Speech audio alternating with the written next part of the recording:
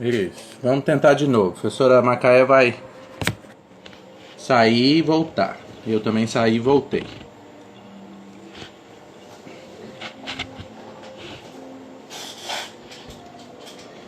E aí, da última vez teve uns pedidos.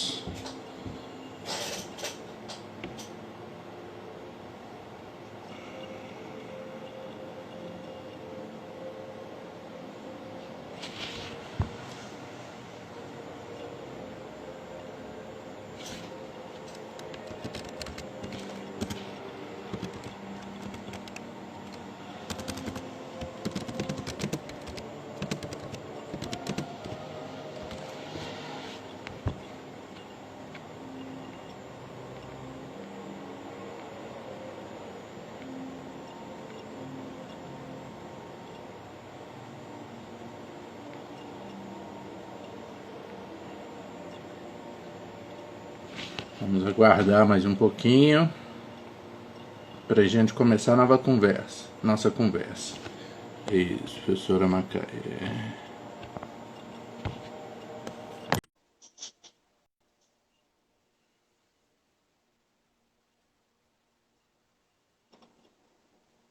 Ei, Alô, tá me ouvindo? É, Adeus.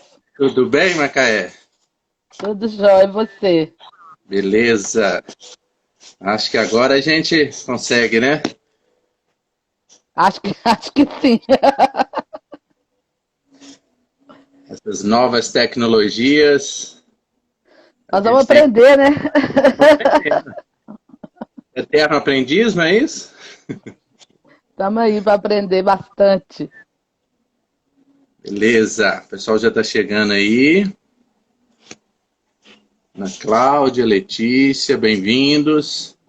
Bem-vindas.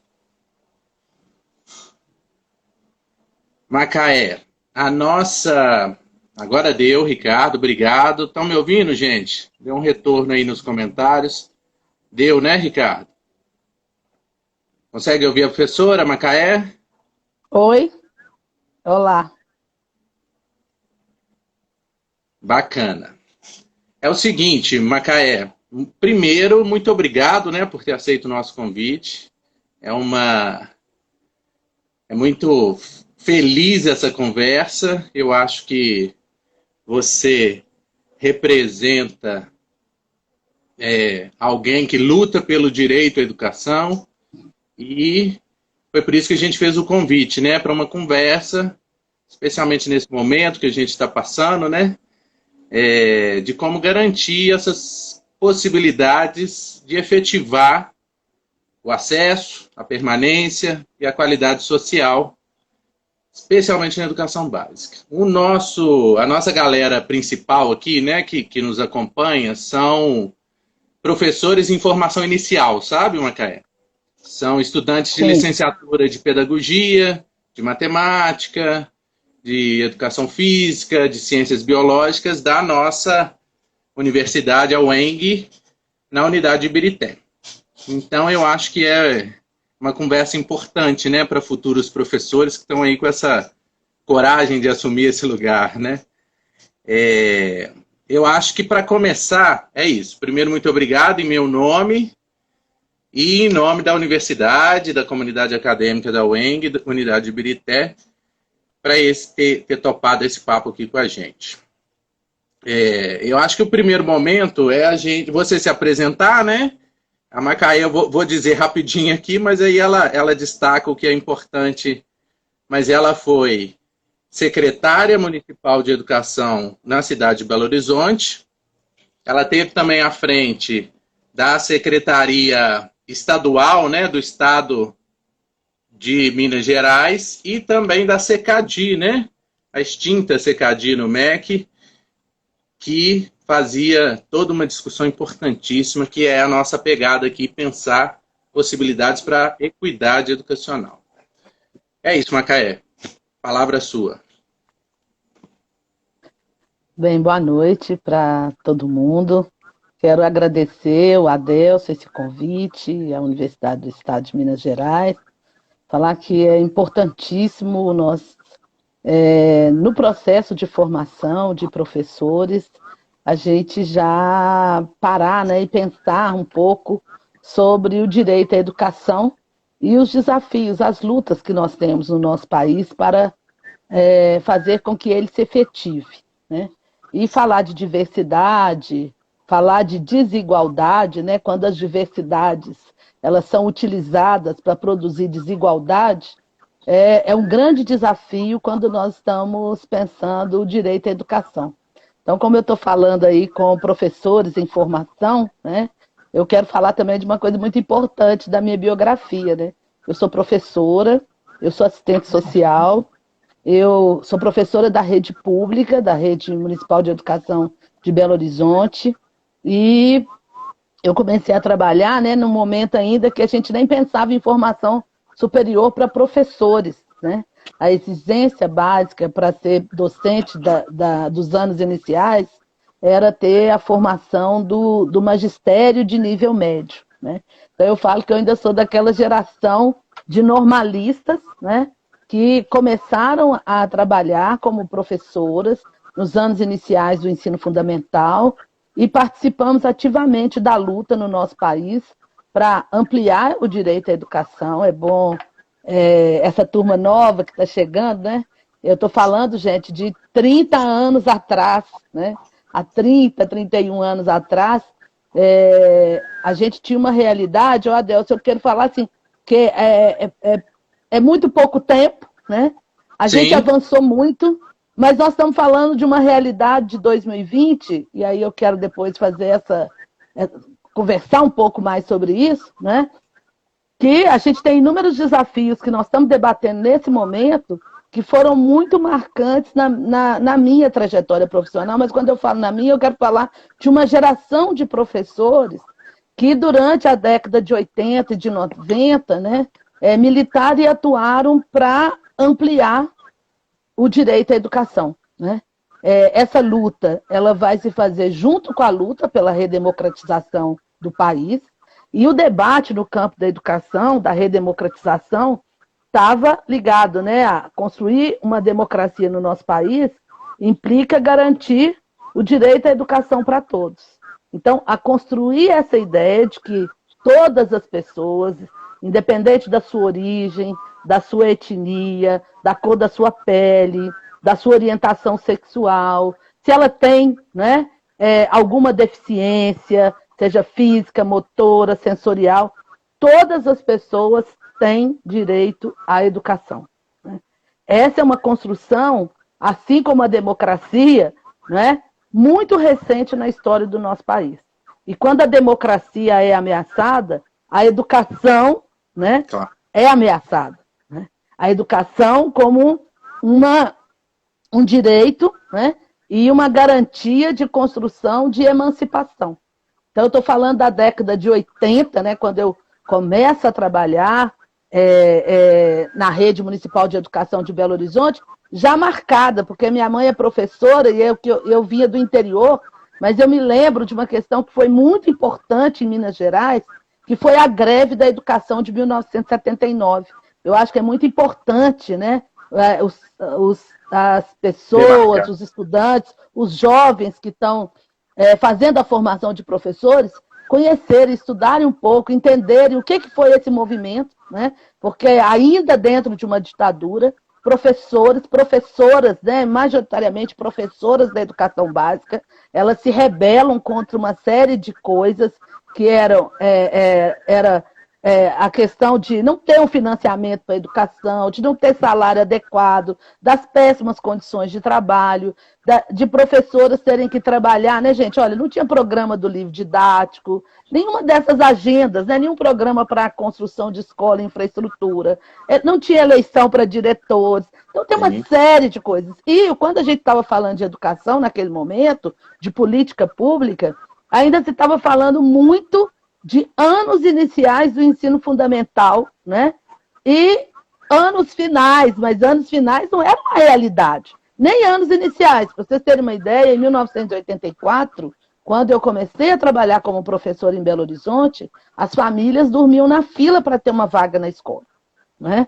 E muitas vezes dormiam na fila e ficavam sem a vaga. Porque quem ficava com a vaga, muitas vezes era aquela pessoa que chegava com um cartãozinho lá do vereador ou do deputado mais votado naquela região. Então a gente precisa entender isso, né? A primeira luta que a gente faz é pela compreensão, né, e pelo entendimento, pelo consenso, né, gente, de que a educação é um direito. Porque no Brasil, ao longo do século XX, praticamente todo o século XX, a educação foi negada para a maioria da população, né? No final do século XIX, início do século XX, a educação era vedada, né? Era vedada para todas as pessoas negras. Tinham decretos, na época ainda do Império, e na República, a Constituição da República vedava a escolarização, né, de crianças e de pessoas negras. É bom a gente lembrar que as mulheres também tiveram que lutar muito, né? Apesar de não ter uma vedação explícita, mulheres demoraram muito para ter o direito de acessar a escola, né? Assim como essas pessoas não tinham direito ao voto, porque não podiam votar pessoas negras, não podiam votar as mulheres, né? E o voto só era permitido aos homens brancos com posses, né? Eu gosto de falar um pouco, retomar isso, para que as pessoas entendam, né? Como que, primeiro, né, a república no nosso país, apesar de se chamar república, ela não foi pensada conforme a origem da palavra, ela não foi pensada para todos, né? Sim. A gente tem uma elite, e o Darcy Ribeiro já falava isso, né? Que a elite, a gente tem uma fração da elite brasileira, né, que nos envergonha, né, no sentido de que é uma elite que reafirma, né, ideários eugenistas, escravocratas, e foi uma luta muito grande, né, dos movimentos populares, de maneira geral, dos movimentos dos trabalhadores em educação, para que a gente ampliasse essa concepção de direito à educação. Então é bom a gente lembrar que isso vai se fazer, primeiro, né, pela conquista da Constituição de 88, que é a Constituição Cidadã, que vai, né, que vai dizer aí dessa questão da ideia da educação como direito para todos, depois na LDB, que a gente vai ter vitórias importantes.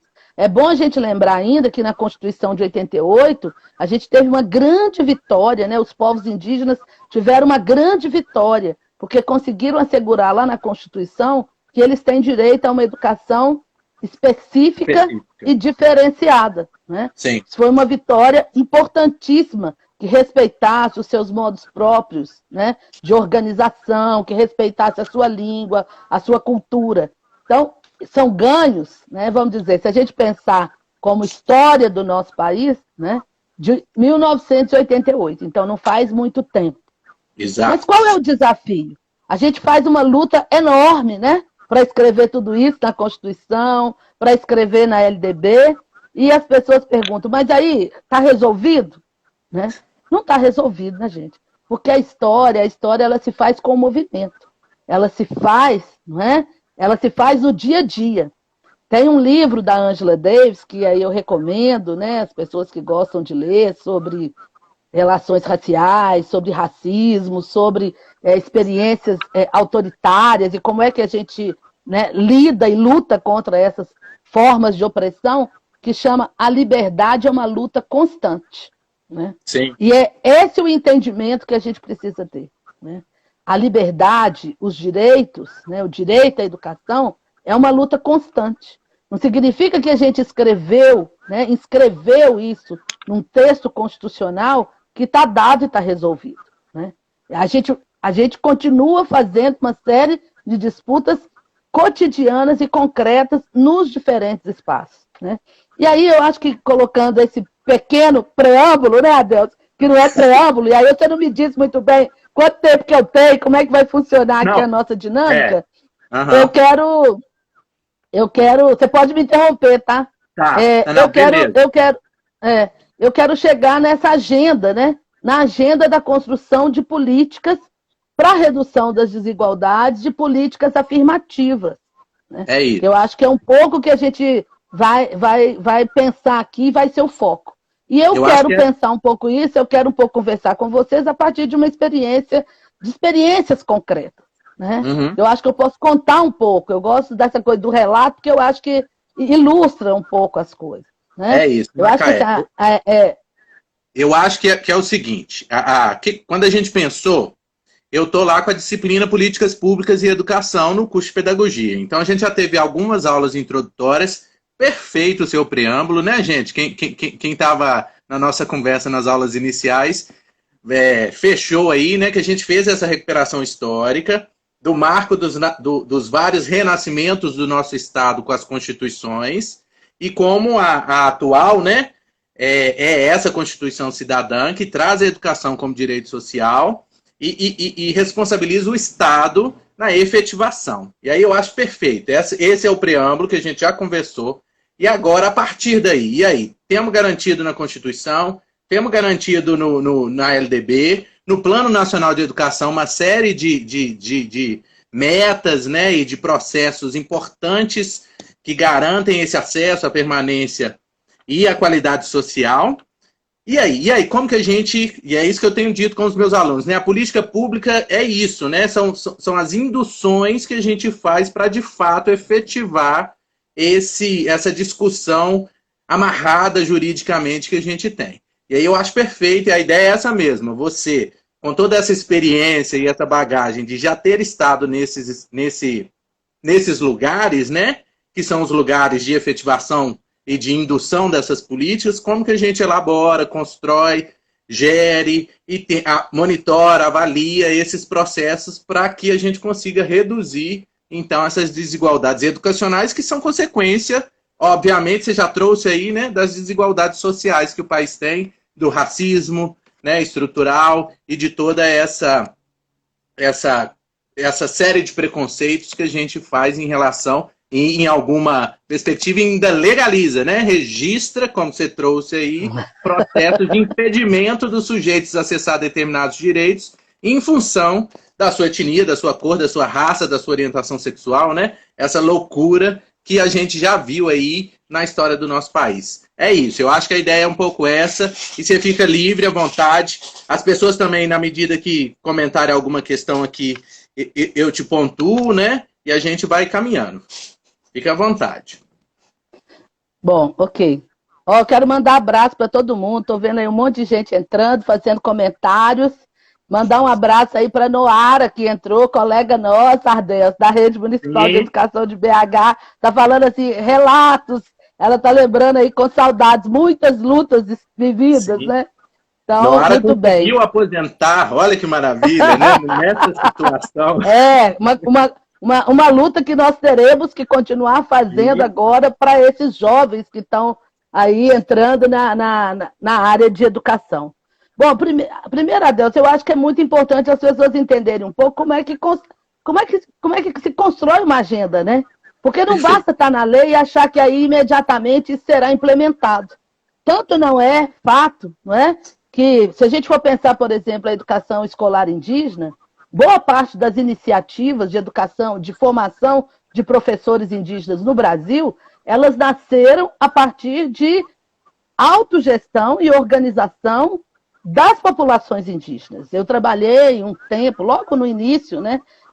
Por exemplo, no estado da Bahia, o primeiro curso de magistério indígena, ele foi construído por uma articulação das lideranças indígenas, né, do movimento indígena da Bahia, com uma associação não governamental, que era a ANAI, que era uma associação indigenista, né, com apoio, à época, da Universidade Federal da Bahia, mas boa parte, naquele momento, dos recursos não eram recursos já destinados diretamente para essa ação. Né? Tinha que ter toda uma mobilização e uma agenda para que inscrever um programa e captar recursos, como, por exemplo, muitas pessoas hoje que atuam na área cultural têm que fazer. Se você quer desenvolver um projeto, você tem que ir, né, submeter um edital, captar o recurso para poder implementar. Não tem esse recurso já a priori definido na sua agenda. Então, boa parte das políticas, que eu vou falar assim, políticas para a diversidade, elas não foram imediatamente instituídas, né, pós-Constituição de 88 e pós-LDB de 96. Então, eu vou dar um exemplo, né, que é a própria instituição da SECAD, que você falou aí no início, né, que é a Secretaria de Educação Continuada, Alfabetização, Diversidade e Inclusão. Eu gosto de dar o exemplo da SECAD porque eu participei dessa articulação de vários lugares diferentes, né? E a SECAD, no meu caso, eu participei a partir do debate do movimento negro. Né? Porque o movimento negro no Brasil, lá desde a Frente Negra da década de 40, já discutia a necessidade, não é, de implementação de um currículo que incorporasse história e cultura dos africanos e dos afro-brasileiros. A Frente Negra Brasileira, por exemplo, que eu acho que vale muito a pena vocês estudarem, né? A Frente Negra Brasileira, ela tinha um setor de educação, era tão importante isso que ela tinha um setor de educação e comunicação só para pensar quais as agendas, né? E naquele momento, da década de 40, a agenda era igualdade de acesso à educação, porque as crianças negras estavam fora da escola. Sim. Quando eu falo as crianças negras, gente, crianças negras, mulheres, os pobres estavam todos fora da escola, né? Então, uma luta por igualdade de acesso, tanto na lei quanto na prática, né? Que o Brasil adotasse leis que proibissem a discriminação baseada em raça, cor, descendência, né? A Frente Negra já falava que era preciso constituir, né, políticas de proteção que eliminasse os obstáculos, políticas de acessibilidade, né, gente? Que eliminasse os obstáculos da frequência das crianças à escola. A Frente Negra já propugnava. Eu estou vendo aí o João Pi, que é um militante aí do Agentes Pastorais Negros, que acompanhou muito, fez muito esse debate aí em Contagem. Boa noite, João Pi. Então, essa luta ela é uma luta antiga, mas ela vai ganhar muita força com a Conferência de Durban, que é em 2001. No final, no finalzinho do governo Fernando Henrique. O que foi a Conferência de Durban, gente? A Conferência de Durban foi uma conferência da ONU para discutir racismo, xenofobia, intolerância. Não é? E até então, o Brasil adotava um discurso que era o discurso de democracia racial. Não, o Brasil não tem racismo. Nós vivemos, o Brasil é diferente do resto do mundo, né? Nós vivemos uma democracia racial. E o movimento negro já há anos dizia que não é verdade. Basta olhar os nossos indicadores. E um dos pontos muito fortes era a discussão do acesso à educação. Porque se a gente pegar os dados do próprio, né, dados oficiais do governo, do próprio, por exemplo, do IBGE, e olhar o acesso à educação ao longo do século XX, a educação básica, e nós vamos ver que nós nunca conseguimos produzir igualdade. A gente nunca teve o mesmo acesso, a mesma permanência, a mesma trajetória quando a gente compara estudantes negros e estudantes brancos. Então, veja bem, a Conferência de Durban vai colocar isso, né? Vai ser vou falar assim, gente, no popular, vai ser um bafafá, né? Uhum. Vai ser um bafafá no sentido de que, pela primeira vez, o movimento negro brasileiro vai conseguir colocar isso internacionalmente e o governo brasileiro vai ter que dizer, não, realmente, né? Nós temos que instituir políticas afirmativas, políticas para a igualdade racial, em especial, né, no campo da educação. Mas a gente pode pensar nisso, gente, em várias áreas. Educação, habitação, direito à terra. Mas a questão da educação ela ficou muito forte. Né? Então, eu estou falando assim, uma agenda ela não se transforma em política pública, né? De uma maneira tão simples assim. Né? Não é só porque ela é relevante. Tem muitas coisas relevantes que não conseguem ter visibilidade e estabelecer a pressão necessária para que elas sejam incorporadas como política pública. É importante as pessoas entenderem isso, como que é esse processo de construção, né? A construção de uma agenda. Nós que somos da sociedade civil, né? As nossas pautas, e nós temos diversas pautas, né? elas são duramente construídas. Quando a Nilma escreve lá do movimento negro educador, né, a gente pode falar que os movimentos sociais, eles nos educam, né? É um movimento negro educador, mas se a gente pensar no movimento LGBT, não é? O movimento LGBTQI+, ele nos educa, né? O movimento que luta pela inclusão das pessoas com deficiência, transtornos globais do desenvolvimento, altas habilidades, superdotação, eles nos educam. Por quê? Porque eles nos chamam, né, a viver efetivamente uma convivência democrática. E nos apontam onde é que a gente, vamos dizer assim, onde é que nós estamos errando. Né? Isso. Então, a construção da agenda...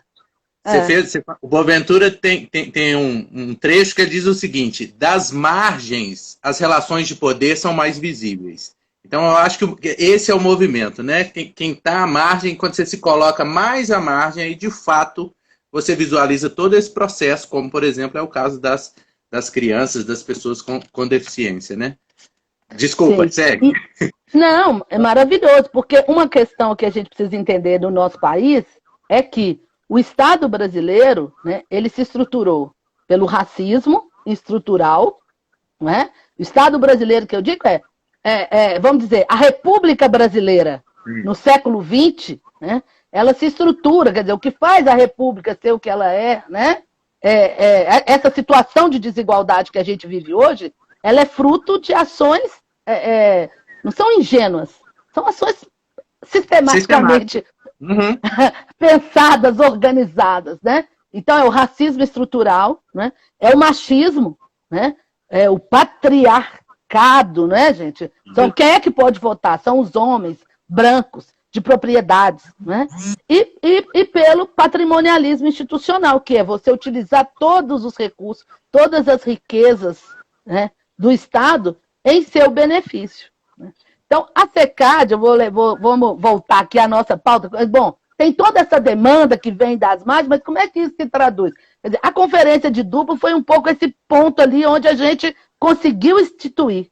Então, o governo, né, o governo Lula, 2003, os governos do campo democrático popular, quando eles chegam ao poder, eles vão chegar muito, como é que eu vou dizer? Pressionados por essa agenda. Pressionados por essa agenda. Mas não é tão simples. Vamos lembrar que na primeira conformação do ministério do presidente Lula, não tinha uma secretaria de igualdade racial. Né? Sim. Foi preciso a gente fazer um furufufu, tá certo? Para se construir, né? Para se construir as secretarias especiais, que nasceram assim, porque se tinha gente pressionando, tinha os setores, vamos dizer, gente, não é porque ganhou um governo do campo democrático popular que os setores conservadores, que o mercado não está ali também pressionando, dando as cartas, não. Não acabou, não. Ou seja, gente, a política é isso, é pá de lá, pá de cá, vamos falar, né? No popular. Então, o que acontece? Nós tivemos que brigar muito os movimentos populares, o movimento de mulheres, o movimento negro. Aí nasceram as secretarias, né? Especiais, né? De políticas especiais, tinha um nome muito engraçado que eu não vou conseguir falar aqui, com status de ministério. Olha, com status de ministério, porque não podia criar um ministério da igualdade racial num país desse. Matava, né? Ia ter uns 20 querendo dar golpe logo no primeiro dia do governo. Então, a Secretaria de Mulheres também nasceu como uma secretaria especial com status de ministério, né? E assim foi. Eu estou querendo aqui que a galera que está aí provavelmente estava nascendo, né? Aí, jovenzinha, mas contando para vocês. Quer dizer, foi fruto de uma luta ali. Da mesma forma no Ministério da Educação. Porque o Ministério da Educação, até então, vamos lá, até 2003, né? Uma das primeiras leis do governo Lula foi homologar a lei que inclui história e cultura dos africanos e dos afro-brasileiros nos currículos escolares. Mas dentro do Ministério da Educação, 10.639, mas dentro do Ministério da Educação, não tinha uma estrutura, né? Uma estrutura para fazer política para essa agenda, tá certo? Então, a lei vai ser homologada em 2003. Naquele período, no Brasil, nós teremos, nas universidades brasileiras, eram 5 centros de estudos afro-brasileiros, né? E aí a pergunta era, mas como é que os professores serão formados, né? Onde é que está o material para se fazer isso? Eu quero lembrar que em 2004, eu já estava na Secretaria Municipal de Educação de Belo Horizonte, eu era assessora da professora Pilar. Eu falei, nós temos que começar a pensar uma política, né, de educação para as relações étnico-raciais. E olha que BH já tinha uma história, desde a escola plural, de ter lá no CAP um núcleo de gênero e raça, né, que já pensava algumas coisas, mas quando se foi fazer o primeiro kit de literatura afro-brasileira em Belo Horizonte, nós conseguimos selecionar menos de 50 títulos. Por quê? Porque nem esse mercado que as pessoas dizem que regula tudo, né, não publicava autores negros, né, não publicava literatura que colocasse negros em situação digna, né, porque os lugares que eram pensados para nós eram só os lugares subalternizados. Né? Da mesma forma, dentro do Ministério da Educação, não tinha uma secretaria que pensasse essa agenda. Né? E ela não se fez assim em 2003. Não, né, gente? Foi muita luta. E aí eu vou dizer, não foi luta só do movimento negro. Do movimento negro, foi luta do movimento de educação do campo, do movimento indígena, da juventude. Oi? Da educação de jovens e adultos.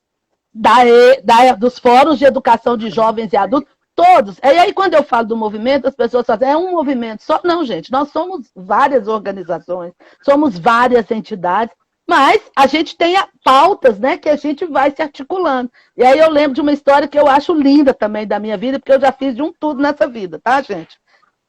Nós fomos um grupo de mulheres negras professoras, né, aqui da região de Belo Horizonte, da região metropolitana, mas principalmente de Belo Horizonte, que a gente tinha um grupo na rede que a gente chamava Grupo de Educadoras Negras, né? Foi marcado que a gente o Brasil inteiro ia se mobilizar para a gente ir para Brasília para pressionar, para se criar dentro do Ministério da Educação uma Secretaria da Diversidade. E nós fomos de Kombi. Você sabe o que é Kombi? É capaz que vocês nem sabem o que é Kombi, gente. Mas Kombi. Nós enchemos uma Kombi aqui, umas 12 professoras, mulher preta, todo mundo light, assim, igual eu, né? Não fala alto, não... Entramos nessa Kombi em Belo Horizonte, né? Conseguimos um lugar para dormir de favor, uma sede de um sindicato, lá em Brasília, né? E viajamos de Kombi daqui para Brasília, né? Assim como muitas outras mulheres e homens militantes do movimento negro saíram de vários lugares do Brasil e de outros movimentos, né? O Adelso lembrou aí dos fóruns de EJA. Sim. Fomos todos para Brasília. Para quê, gente? Para pressionar, né? Para pressionar o ministro para a criação de uma secretaria, né, que pudesse pensar políticas para a redução das desigualdades no país, tá certo? Por quê? Porque o Ministério, naquela época, ele tinha a SEB, que era a Secretaria de Educação Básica. E o pessoal falava, mas para que isso? Já tem a SEB, né? Tem a CESU, que é a Secretaria que cuida do ensino superior. Para que precisa de uma secretaria para a diversidade? Né? E um pouco era uma ideia assim, né, gente? A SEB, ela cuida de tudo. Bom, gente, quem cuida de tudo, a gente já sabe, né? Tem pouca chance, de cuidar, né? Vamos dizer, de nós que estamos, nem somos enxergados, né, pelo Estado brasileiro, né? Então, eu queria dizer isso. Então, são esses movimentos. Nós vamos conseguir no início de 2004. 2004 vai ser criada a SECAD, né? A primeira Secretaria de Educação Continuada, Alfabetização e Diversidade. Naquela época ainda não tinha I de inclusão, porque tinha uma Secretaria de Educação Especial, mas que trabalhava numa perspectiva, gente, segregacionista, completamente diferente da agenda que a gente queria construir para a educação especial, que é a educação especial numa perspectiva inclusiva, né? Então, quando a SECAD vai nascer, as pessoas falavam, mas para que essa secretaria? O que essa secretaria vai fazer? Né? E tem uma questão que eu acho que ela é fundamental para a gente entender. Né? A gente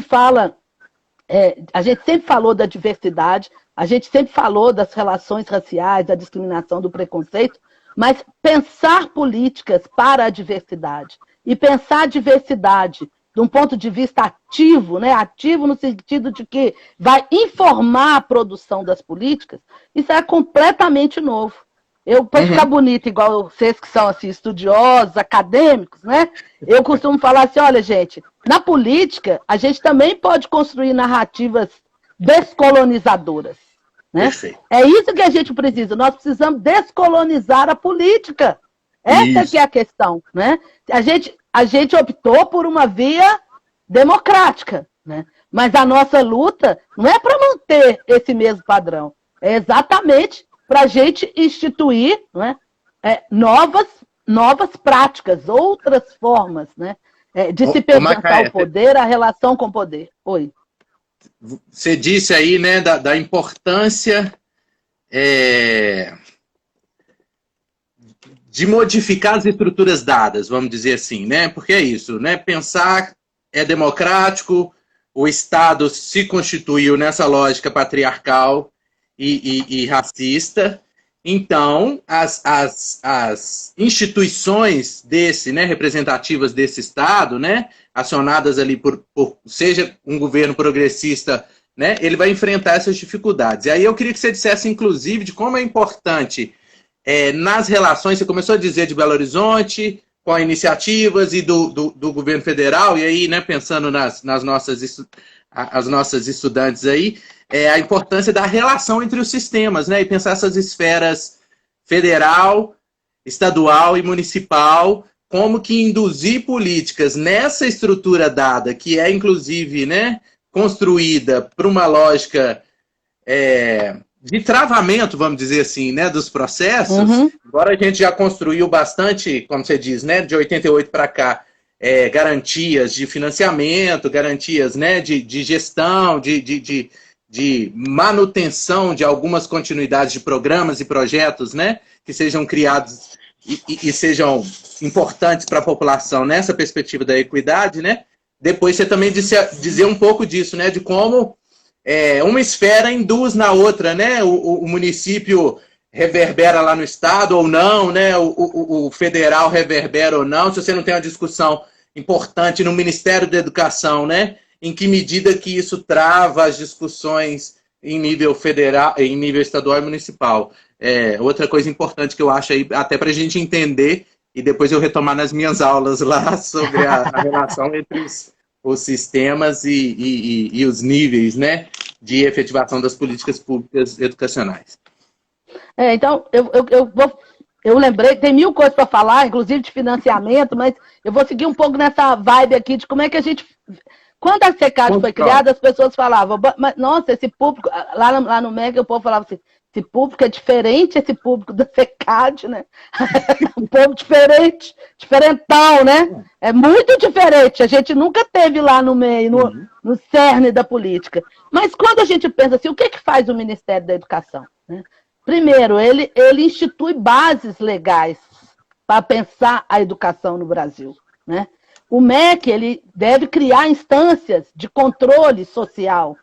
O MEC, ele debate e ele orienta o financiamento, o que vai fazer e o que não vai fazer. O MEC é responsável pela formação de professores. O Ministério da Educação é responsável pela produção, qual é a linha, né, que vai se dar à produção de material didático. Então, Sim. O que a SECAD deveria fazer? Né? A SECAD, ela se estruturou, né, pensando como dar vida, traduzir essas questões, né, pensando os públicos, esses públicos que nunca se pensou políticas específicas para esses públicos, né? E os temas, porque não era só sujeitos, né? Quando a gente falava, uma questão que estava lá na SECAD, que as pessoas nem notam que desapareceu, por exemplo, a educação ambiental. Sim. Né? Sempre teve lá, a educação ambiental. Nós fizemos no Brasil as conferências infanto-juvenis pelo meio ambiente. né? Eram conferências em que se reuniam, gente, só mais de 1.000 adolescentes do Brasil inteiro, né? Para a gente debater e para pensar propostas em relação ao meio ambiente, a um país sustentável, a uma escola sustentável. Então, a CECAD ela vai se estruturar em torno dos sujeitos, é importante falar isso, né? Quem são os sujeitos, né? Somos nós, negros, negras, né? Quem são os sujeitos? As pessoas com deficiência, transtornos globais do desenvolvimento, altas habilidades, superdotação. Quem são os sujeitos, né? Da política, da EJA, né? Da educação de jovens e adultos. São os jovens, os adultos, aqueles que não tiveram, os analfabetos. Lembra que a gente estava ali no início, né? Era mais ou menos em torno de 15%, a gente está falando, início dos anos 2000, mais ou menos 15% da população no Brasil, acima de 15 anos, analfabeta, gente. A gente considera uma cidade, um município livre do analfabetismo, quando ele chega num patamar de menos de 4% da população que não é alfabetizada, né? Então, a CECAD ela vai instituir, né, bases legais, ela vai discutir com o Conselho Nacional de Educação e vai fazer todas as diretrizes para a educação das relações étnico-raciais e de gênero, as diretrizes da educação escolar indígena, da educação escolar quilombola, diretrizes para pensar, né, a educação do campo. Então, são várias diretrizes. Nós chegamos a fazer até uma publicação, quando eu estava na CECAD, só das diretrizes, né, que foram produzidas nesse momento. Ao mesmo tempo, a CECAD vai pensar linhas de financiamento. Como é que a gente vai chegar no Brasil inteiro, não é? No Brasil inteiro, para financiar e ter aporte nas universidades para garantir cursos, por exemplo, né? Pós-graduação em educação para as relações étnico-raciais. Vamos lembrar que não existia no Brasil, gente, licenciaturas interculturais indígenas, né? Serão criadas as licenciaturas interculturais indígenas em vários estados do nosso país, que vai pensar a graduação, né, para professores indígenas do Brasil inteiro. Por quê? Porque é direito das populações indígenas terem professores indígenas das suas etnias. Sim. A CECAD ela vai financiar e vai viabilizar pela primeira vez, né? Primeiro, ela vai ser estratégica na luta e na formulação da língua brasileira de sinais, né? Junto com o movimento surdo. Gente, não quero em momento nenhum dizer que essas coisas, eu já disse no início, só acontecem em função da pressão dos movimentos. Mas vai ser muito importante a atuação dessa secretaria para o reconhecimento da língua brasileira de sinais como língua oficial, e a CECAD vai instituir, vai criar editais para financiar, né, e para que exista dentro das universidades brasileiras hoje licenciaturas em letras libras, né? Assim como vai criar editais e financiar licenciaturas em educação do campo, né? Até porque a CECAD vai olhar para esses grupos, né? A CECAD também ela vai sofrer inúmeros ataques, né?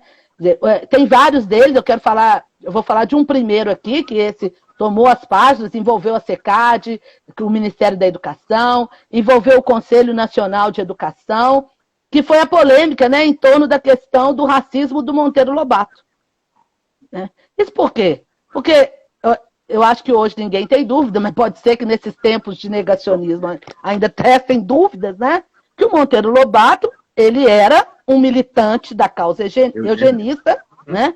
E aqui, ele não era o único, né, gente? Só para as pessoas saberem, ele não era o único no Brasil, ele nem era o único no mundo. Mas ele é um homem do seu tempo, branco, eugenista, né? Se encantou pelas ideias eugenistas.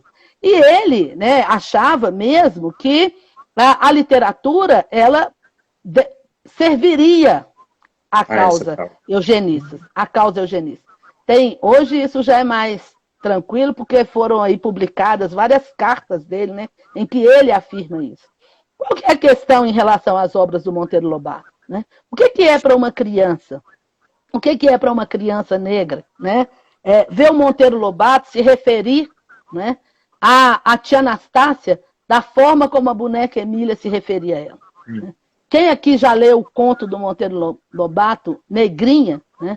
E pode imaginar a perversidade daquela história que é narrada e imaginar o que é para uma criança negra, não é? Muito jovem, que ainda não tem estrutura emocional, né?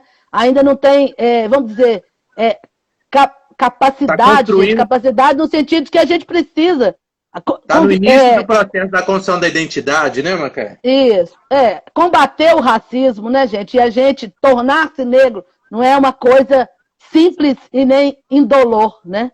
Dói. E aí a gente pensar o que é isso para uma criança negra conviver com o que escreve ali na literatura Monteiro Lobato. E só se vê na escola dessa forma. Então, quem quiser interessar mais sobre isso, gente, vai lá, busca na internet, vai ler os jornais na época, né? Para ver o que foi esse debate. Outro debate que a gente enfrenta até hoje, o debate em relação às cotas, né? Eu lembro que, aí nesse momento eu já era secretária, né, da SECAD, eu tive essa alegria de lutar muito e estar lá no momento que a gente conseguiu aprovar a lei de cotas, né? Aprovamos a lei de cotas, no outro dia o jornal, o Correio Brasiliense, fez uma matéria, né, estampando, dizendo que agora as universidades federais brasileiras iriam, tipo assim, iriam para o ralo, né? Porque as pessoas tinham aprovado a lei de cotas e isso significaria um rebaixamento das instituições federais de ensino superior no país, né? Discurso que até hoje a gente ainda escuta por aí.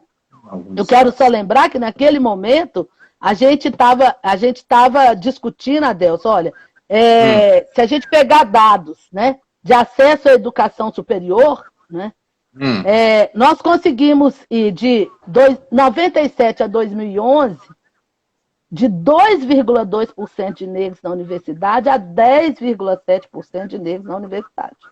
Né, gente?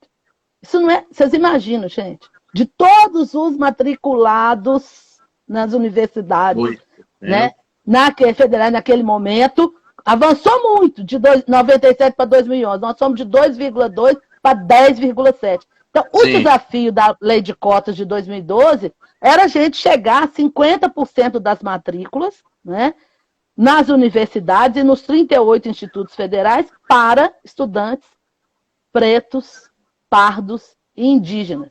E um outro recorte que as pessoas não falam, né, gente? E também esse 50% vale para a gente fazer o recorte de estudantes oriundos das escolas públicas. Porque isso é uma coisa que a gente precisa dizer também. Né? O movimento negro ele nunca pleiteou nada só para si.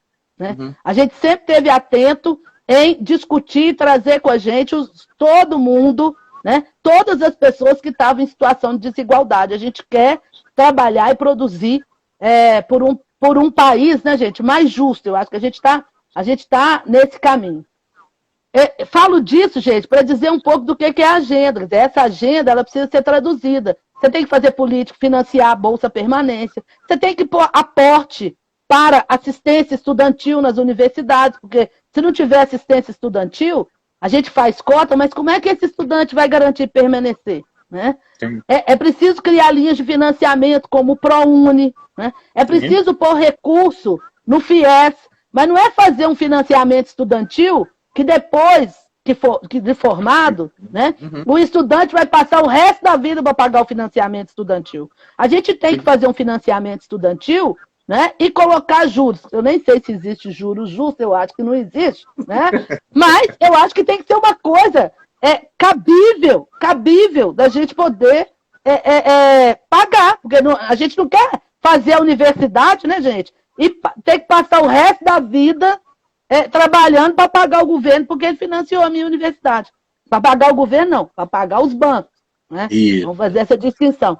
Então, eu falo dessas questões todas para a gente entender que a política pública, ela não se materializa. Né? Não cai do céu, não. Ela não cai do céu. E outra coisa, dentro das estruturas, não pensem que as estruturas elas são um bloco. Né? Agora eu não posso falar partido, tal, tá no governo, todo mundo ali pensa igual. Mentira. Não é todo mundo pensa igual, não é um partido só, porque a nossa democracia, ela implica uma série de composições e arranjos. Você depende Sim. da Assembleia Legislativa, da Câmara de Vereadores, para aprovar uma série de coisas. Né? Só para ter uma ideia, né, nesses tempos de secade, nunca o governo, que era que o presidente da República ou a presidenta, né, nunca teve maioria no Congresso Nacional. Né? Nunca. Nunca. Então, sempre foi um governo que precisou de coalizão, que precisou de negociar. Então, eu acho que a gente precisa compreender isso e compreender o caminho, né, até a gente conseguir traduzir. Alguém falou, um processo longo e doloroso. Sim, para quem está de fora brigando e para quem está de dentro lutando também, doloroso, porque a guerra, eu costumava brincar assim, olha, eu duvido que tem secretário de educação que é amigo de secretária fazendo. Não é possível, porque a gente briga demais, entendeu? Não tem jeito, entendeu? É difícil demais, é muita briga. É mais ou menos como Vanessa Popozuda. Como é que é? Bomba. Tiro, porrada e bomba. Tiro, porrada e bomba. E beijinho no ombro, né? Se for necessário também. De vez em quando a gente tem essa felicidade. Macaé, nós estamos aqui caminhando, né, para o nosso final. Aí, só para, né, algumas questões que apareceram aqui. Pessoal, a live tem certificado? Tem. O pessoal vai na bio, né, assim que o pessoal fala lá do Instagram, no perfil, vai ter um link que vai ficar disponível até meia hora depois do encerramento da live para solicitar o certificado que vai ser produzido pelo pessoal aqui do Fique em Casa com a UENG. A live será gravada, né? Está sendo gravada e a gente vai disponibilizar ela fixada aqui no IGTV, né? E isso, só para esclarecer essas questões. Quanto aos comentários, Macaé, apareceu aí, a Valéria perguntou se as conquistas da educação especial indígena também se estendem aos povos ciganos. A Thaís fez um comentário interessante, que foi que a mãe dela, ela tem essa experiência em casa, que a mãe dormiu para conseguir uma vaga na creche, né? Como que a educação infantil também, né? Foi um processo, ainda né? De pressão para que a política pública garanta o direito, né? Isso, foi algumas que eu consegui aqui ver. E como nós estamos aí caminhando, né? Inclusive porque o prazo que o Instagram nos permite, né, de uma live é de 60 minutos, para você poder, né, se organizar aí para finalizar. E aí, no final, a gente agradece direitinho, né, essa grande contribuição. Segue lá, vai lá. Muito bem. Eu acho que eu agora vou falar... Primeiro, eu quero dizer o seguinte, nós estamos na luta hoje, é um dia importante, porque lá no Senado está votando o novo Fundeb, né? Porque um aspecto importante, gente, é a questão do orçamento, né? Os pobres, os negros, né? A população LGBTQI+, os indígenas, os ciganos, as mulheres. Nós cabemos no orçamento público? Esse é o debate para a redução das desigualdades. Hoje Sim. A gente está discutindo qual é a educação que nós teremos, porque uma vez que a gente tem congelamento de investimentos na educação, na saúde, na assistência para os próximos 20 anos, a gente precisa garantir o Fundeb, a gente precisa garantir o Fundeb com o custo aluno qualidade, né? Que é o que eles querem tirar. E a gente quer garantir também o aporte da União, porque precisa colocar mais recursos da União, porque estados e municípios, gente, estão quebrados. Isso assim, ontem eu participava de uma live com o Flávio Dino, governador do Maranhão, e ele falava, olha, tem estado brasileiro que se fosse uma empresa tivesse à venda, não valeria a pena a gente comprar nem por R$1, de tão quebrado que está. Então a gente precisa entender isso, se a gente quiser dinheiro para a educação, é preciso pressionar os nossos senadores, e aqui os de Minas Gerais, que no geral votam contra a gente, né? Precisamos pressionar para que o Fundeb seja aprovado de acordo com o relatório da professora deputada Dorinha, e que foi acordado com as várias entidades dos movimentos ligados à educação. Eu quero falar, se der tempo, vou só enunciar, não vou explicar. O que é que a gente enfrenta? O que é que a gente enfrenta com o atual governo que a gente tem no poder em relação à educação? Qual que é a agenda? Essa agenda é uma agenda que foi anunciada no processo eleitoral, mas que pouca gente prestou atenção, né?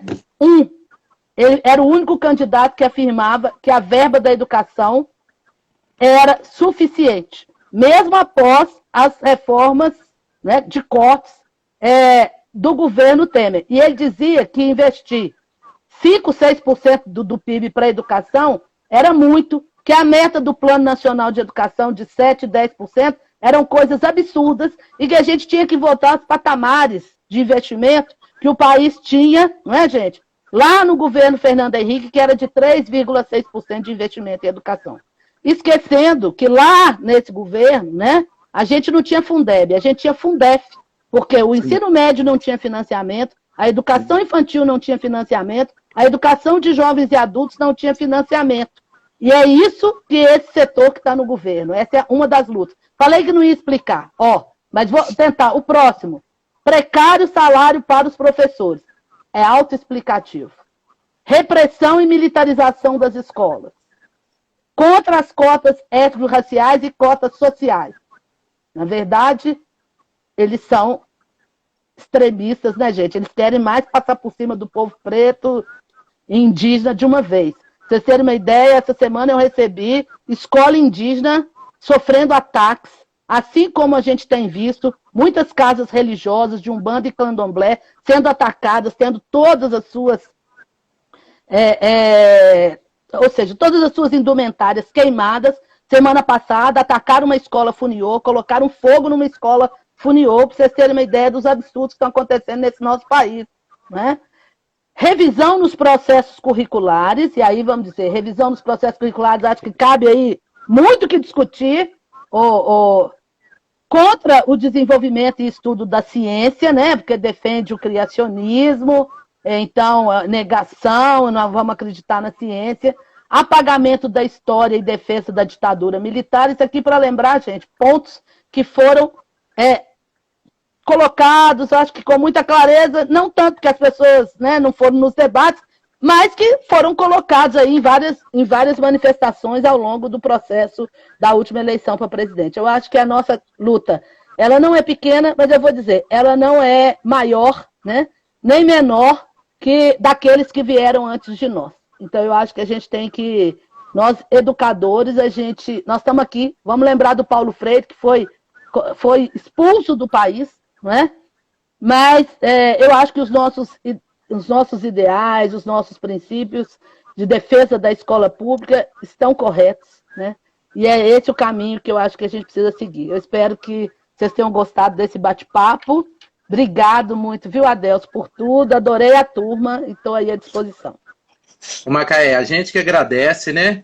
É importantíssimo a gente reafirmar essa discussão da política pública para garantir, isso, porque se juridicamente a gente estava amparado até pouco tempo, digamos assim, e a luta era na efetivação do que estava anunciado, né?